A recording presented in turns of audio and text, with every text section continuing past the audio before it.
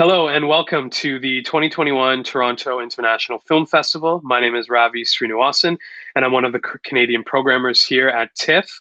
It is my great pleasure to welcome you to this special digital Q&A for the world premiere screenings of Les Oiseaux Ivres. We are fortunate to have the film's co-writer and director, Ivan Grbovic. Ivan, thank you so much for joining us. Thanks for having me.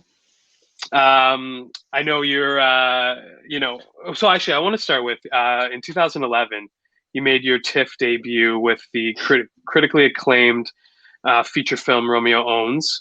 And 10 years later, here we are with your next film, which is premiering in the platform competition program, and you're back at the festival. I'm wondering, can you talk to us a little bit about, your journey back to TIFF and sort of the inception of this story for you? So super glad to be back at TIFF. So in the last 10 years, kids kind of came between me and my second feature.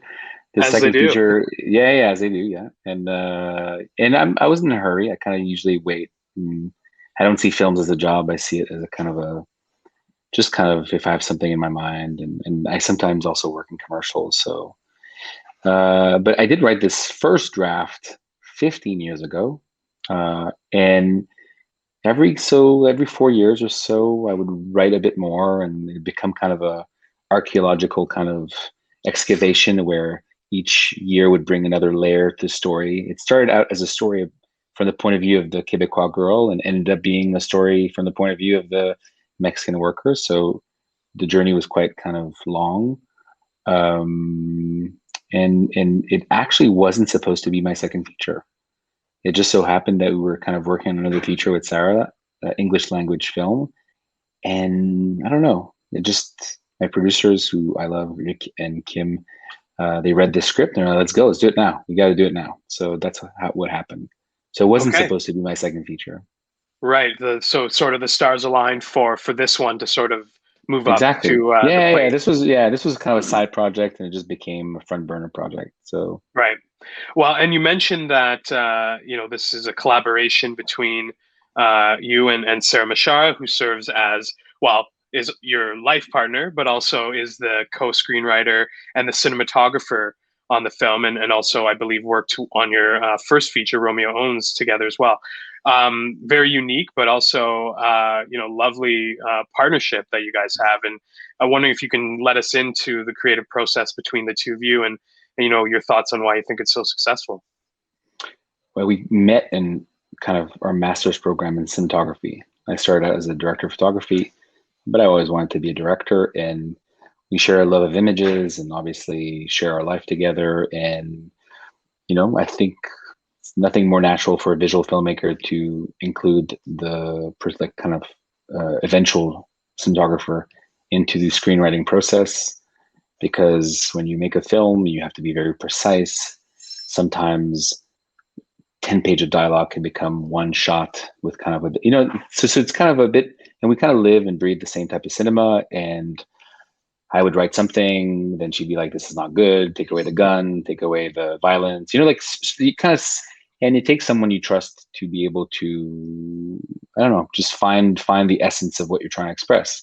And sometimes Right. she knows better what I'm trying to say than I do, and vice versa. So there's a bit of kind of back and forth. It's very fluid. It's also includes a vision of production, which is fun. It's kind of realistic what we write. It's not just kind of impossible, and that kind of level of expertise that she brings also helps that side of things. Right. So you mentioned that this story sort of began or started with the Quebecois family and the story of the young girl. And then now, this story crosses multiple countries, cultures, classes. I'm wondering if you can talk about the inspiration, behind the narrative shift and how the story ended up unfolding. So basically, I love Bruno Dumont, like that French filmmaker, and I kind of Of course. like 15 years ago, I saw kind of La Vie de Jésus, Life of Jesus, and I was like, wow, like, these are awesome kind of country movies and kind of set in the countryside. And I was like, let's make a very depressing movie about contemporary Quebecois. Like, and you have kids, you become a bit more just generous and kind of hopeful, and you don't want to. And also, I read Jennifer Egan's kind of what's that novel called? I forget. It's called A Visit from the Goon Squad. I don't know if you know it. Again, Okay, it's no. told from very different point of views. It's even kind of Tarantino-esque in its kind of layered narrative. And I read the book and I was like, you know what? Who cares about kind of one like 3 act kind of narratives? I want to wander. I want my gaze on this world to wander. And as I mentioned before, writing over several years, several drafts, instead of erasing, I would just add. So, you know, first time, there's a lot of scenes left over from the first draft, but then, oh, maybe it starts somewhere and leads somewhere else. And that unexpectedness and that kind of absurdity of where you go sometimes kind of was very close to the effect I want people to have, the kind of Right. sometimes the narrative is not the characters aren't in control of the narrative, and I wanted them to feel that, or at least the viewer to feel that. Right. Does that There make is sense? this, yeah, absolutely, yeah. There is this nonlinear structure to the film, and also these, beautiful sequences. That's some might call, elements of magic realism. I'm wondering, can you talk about the creative inspiration behind some of those decisions, or or if you drew from other influences of yours? You mentioned Bruno Dumont, but others that may have influenced this work and those decisions. Yeah. I mean, for me, it's when you write, you kind of. I don't write with post-its on a wall with like I don't know where I'm going. So there's a bit of I think when you watch the movie, you're going to be kind of there's a feeling of opening doors, or I call it kind of no solid chronology. You kind of all of a sudden you're with one character and then with your and that I think is kind of mirrors the way I wrote the film with Sarah, and it just you're wandering, and all of a sudden the wandering you pick up on something, then you pick up on something else, and then you realize the stakes of the story are much bigger than the characters themselves, and hopefully that last act kind of gives that feeling that the puzzle is being completed, so and in terms of I don't know, it's the wandering camera. If you read the script, you'd be surprised how close it is to the movie. Really, there's no the order. Like we cut one scene in the edit, and it's practically the order of the script writing. So it was really kind of written into the script.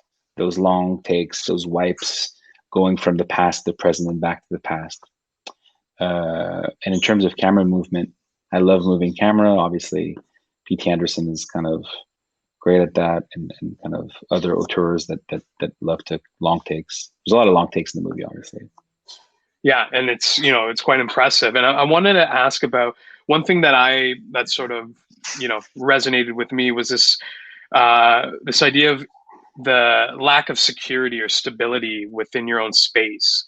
And I seem to notice that with all of the characters involved, like from the migrant workers as well as the family, whether it's the husband and dealing with his relationship, or the daughter and her relation to the parents. I'm wondering, was there something that you thought of in that, the discomfort of being in the space that you're sort of confined to? Was that an element of the story that you wanted to explore? Yeah, I think if you look at Les Oiseaux Ivres, there's a something in English you say drunken birds, but it's not as the best translation, but it's the closest one.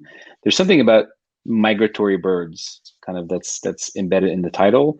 And when you like in today's like usually every April a bird would migrate from like Canada to Florida, and kind of there's through centuries it's been the same path. And I feel today these paths are being broken. They're being changed by the way the world is changing, and a bird that flies somewhere might not recognize where it is, even though because it's changed so much. So there's something about this kind of loss of sense of place, and how we're forced to meet people that we would never met before in this new relationship that for them makes only economical sense, and not at all psychological or emotional, and that's kind of a bit saying what you were saying, but where I thought of, like when I was writing the film. I don't know if again, sorry if it's like the first time I talk about the movie, so it doesn't kind of come out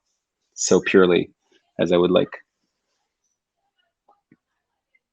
No, that was great, and then that I'm glad that there was some sort of correctness to my observation. Um, I wanted to talk to you about the casting because this is a co-production between Canada and Mexico, and some of the folks that were involved with Roma, which was a big film at Tiff a few years ago, and an impressive performance from Jorge Antonio Guerrero. How can you talk about the process there and getting him involved, and how that came to be? So yeah, so obviously the team from Pimienta Films that produced Roma were integral to kind of just producing the Mexican side of things. They obviously, I think Luis Rosales, I believe, was the name of the casting director. He knows everyone. He discovered Jorge. We saw, I think, everyone possible for the role, but he had that je ne sais quoi, that kind of. He's a poet, when you meet him, he's an actual poet. He brings something much more lyrical to the role than just simply kind of just being the part physically. And he really kind of, I'm not gonna say he went method on us, but there's definitely kind of, he super curious, for him it was the first time he went to Canada as well. So it was very interesting for him as well. But yeah, sorry, I'm on the phone, go away. You lost a tooth. I'm on the phone with the festival people. Sarah, I'm on the phone with festival people. Can you take her away, please? Yes. Yeah. Hi. Yep. Yeah. Yes. It's life. Yeah. Anyways, Hey, so it happens. I know. I knew it was gonna happen. She lost a tooth. That's great. Well, hey, she's gonna. Would you Yeah. do you do a Looney Toony? I don't know. It's Tiff. Kind of. That was my bad joke of the day. But anyways, yes. So the casting process, I fell in love with him. It was him, but I didn't write with him in mind. Obviously, watching Roma was important, and he was incredible in that movie. And yeah, so that was a kind of very simple choice for me. Right. So yeah, Jorge, for obviously those who have just seen the film, and but the entire ensemble of the migrant workers in a relationship was quite great to see.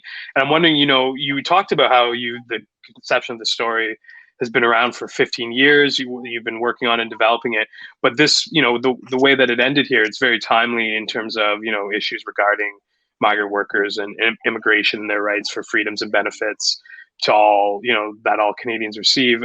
Can you talk about how that story sort of folded as this timely conversation is currently happening here? Yeah, I think I didn't. There's that Min Soo Klee movie that she did for the NFB called, I think, Migrant Dreams, and that was obviously kind of when you start working on a movie about migrant workers in Canada. That's obviously one of the great canons, of Canadian filmmaking. It's a great documentary, and I think she's done others. But I didn't want to make a kind of a Frère Dardenne style kind of social commentary movie, realistic A to Z chronology. And for me, it's kind of I don't know. I think it's there, but my gaze is a bit different in terms of for me, everybody's a victim in this movie. Everybody, nobody's actually mean.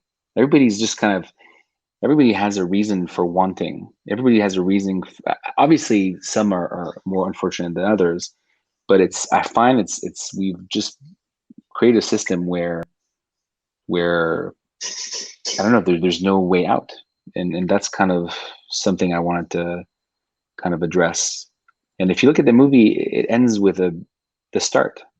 I don't know. Hopefully, that's not a kind of I'm not giving away the ending, but you kind of come back to the start. Kind of, you come back to the first time they met, and it's so trivial. But